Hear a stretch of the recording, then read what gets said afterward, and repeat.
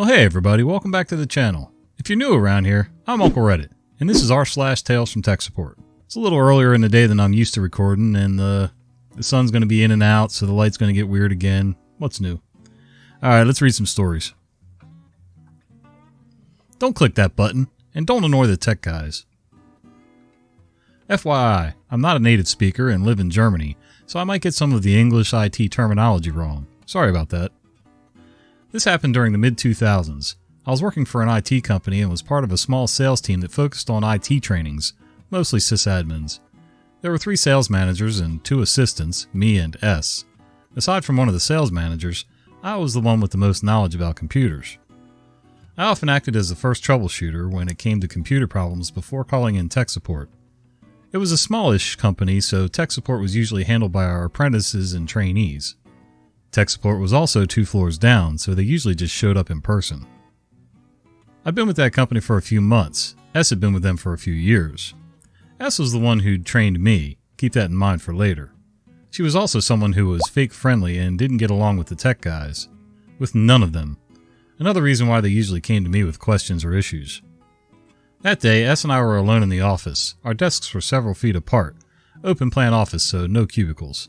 S decided she wanted to send a birthday wish to a friend and to use one of these free websites that offer e-gift cards. I only noticed that something was wrong when she made a noise of surprise. I asked her what was wrong and she told me about the card and that she'd just clicked on a pop-up button to get to the card. Now something was installing. 3 guesses what she'd just done. She hadn't even finished talking before I was across the floor and under her desk pulling the network Ethernet cable.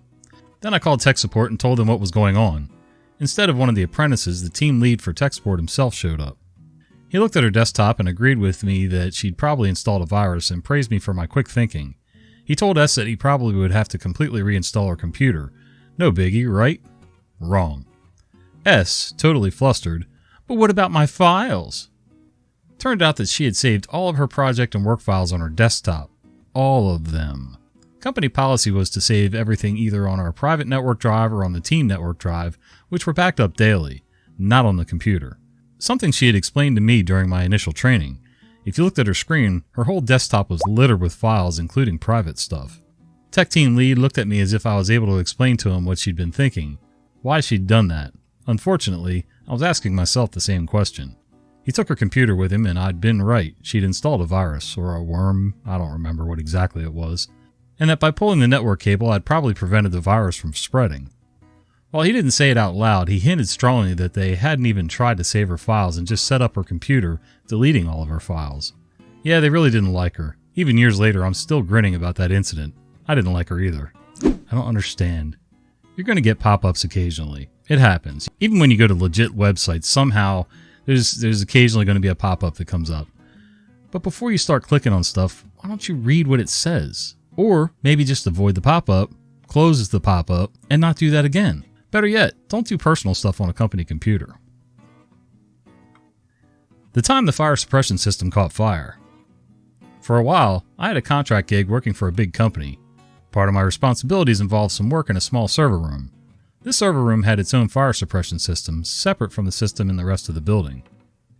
I don't know all the details, but there was a big pressurized tank of fire suppression stuff, not halon, over in the corner, and a dedicated network of pipes and overhead nozzles to dispense the stuff if it should be needed. And obviously a lot of smoke detectors and such to trigger the thing if there were a fire. One additional detail was that this server room was part of the building security's hourly loop. They were supposed to enter one door, walk the length and width of the room, read a meter for the room temperature to verify the air handler was keeping it all cool, and go out the other door over by the big fire suppressant tank. Obviously, it was critical that the system be fully pressurized at all times, so there was a small air compressor in the system to keep the tank topped up. There must have been some kind of pinhole leak because it would run for a minute or 3 every couple days. It was rare enough that I don't think I ever actually heard it, at least at first. Then the leak must have gotten worse because the compressor ran more and more. Soon it was running every day, then it must have started running all the time.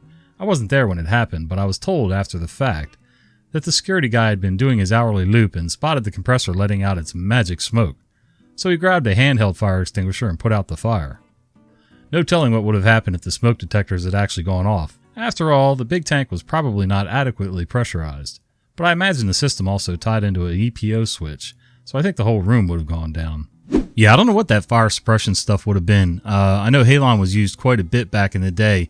The problem is in a closed-in space like that, it sucks all the oxygen out of the air, and it probably wouldn't be good for a tech that was stuck in there when its system went off. So probably the same stuff they use in restaurants, though, I would imagine.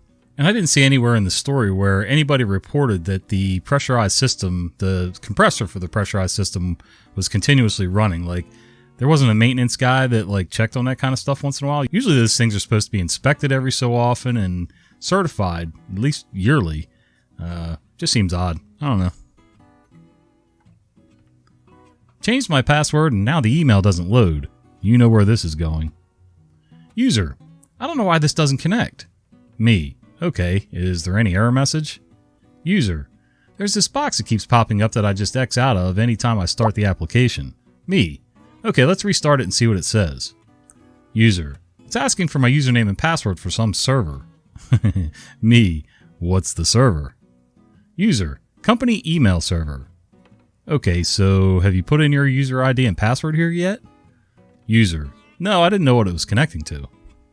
It would stand to reason that when you open Outlook for, email, if there's a box popping up asking for your login to the company email server, you might want to put in those credentials, especially when you just changed your password and the server needs to know who's connecting. Me, okay, it's trying to connect to the company server. Go ahead and drop in your user ID and password. Hashtag it works. User, surprised Pikachu. User, how did you know that? And how can I know the next time? Me, please read the error message or pop-up box instead of immediately ignoring it. User. Me. Again, nobody's reading the pop-ups. It's amazing how many people just X out and ignore pop-ups, error messages, you name it. Like, come on, guys. And if something pops up and you don't know what it is, you could take a screenshot. You could snap a shot with your phone and, email tech support and ask them what it is and why do you need to log in. I know people are just so used to things automatically happening, but, when you change credentials, it's the way it goes. By the way, the cat cam is back for now. Somehow we lucked out and Nickel decided he was going to take a nap. And it is live. See, there's my camera. So, aren't we lucky? Yes, I replaced the keyboard. Hello, Tales from Tech Support. I'll share a short story from this morning. I was out on a client's site, 1 hour of driving from the office to get there, to install a router and clean some mess from previous installations. Old router and switch from ISP still there while not used, long cable and that kind of mess. Classic, easy operation. There's more driving than time used for the job, but this has to be done, so yeah, nothing far from unusual. I got a call from my boss telling me that there's an emergency and asked me if I could go on site. Our hotline got a call from a customer earlier in the morning asking if we can help them with a PC that won't log. They apparently can't get past the Control-Alt-Delete screen before logging in Windows. The other things they mentioned is that the PC had some problem yesterday in the evening, and they had to shut it down, and it didn't work since. The issue was simply the mouse selecting everything when hovering over text or images or whatever. After the reboot, nothing worked. This is not a big deal. Clearly a mouse or keyboard issue, right? Right? Well, my colleague taking the call asked the user if he can change the keyboard and mouse to see if it still doesn't work. And big surprise, it doesn't work with the other keyboard either. When my boss ends his story, I just told him that I'm pretty sure he didn't try with another keyboard. The issue could be driver related, but this often happens with keyboard with macro key or this kind of stuff, not standard keyboards. The fact is, it doesn't work. We can't remote control the computer without a user logged in, and if it's software related, we have to go. The user's saying that this is an emergency, as always, as he can't use his computer.